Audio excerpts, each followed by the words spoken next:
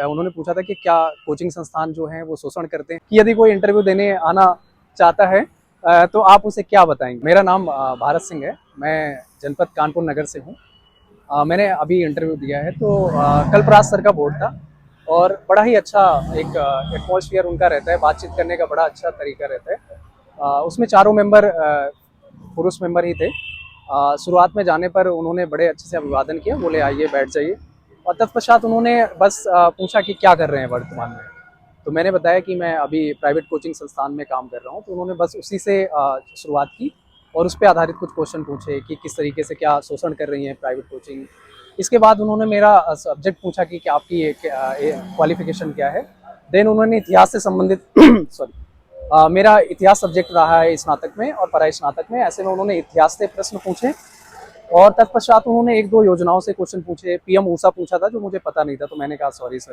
उन्होंने कहा गेस कर लीजिए, रूसा बोला उन्होंने कि पहले इसका नाम रूसा था, मैंने कहा सॉरी सर। इसके बाद उन्होंने जो हमारा अंतर्राष्ट्रीय करंट अफेयर्स है उससे पूछा था एक, कि जो कार्यवाही है निकोलस मादुरो को लाने वाली वेनेजुएला से, वो किस हद तक राष्ट्रीय जो हमारा संयुक्त राष्ट्र संघ है उसको कैसे प्रभावित करती है।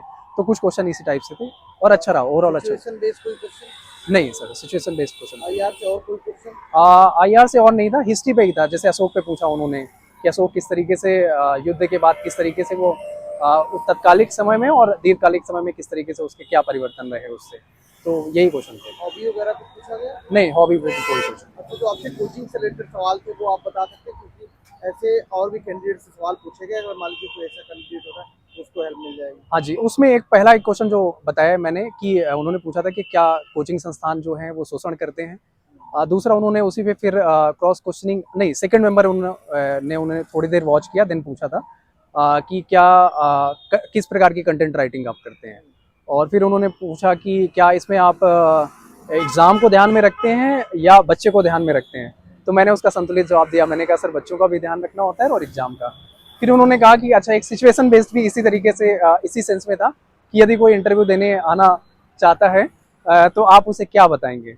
तो मैंने सर कहा मैंने जो अभी फॉलो किया है मैं सर उसी को वही बताऊंगा कि कैसे क्या है, मैंने जो अध्ययन किया कि कैसे जाना होता है, किस प्रकार का परीक्षण होता है और क्या जानना चाहते हैं वो। तो ओवरऑल ये था कि उनका रिस्पॉन्स अच्छा आया, बोले अच्छा ठीक है। कितना टाइम इंटरव्यू चला? लगभग 20-22 मिनट।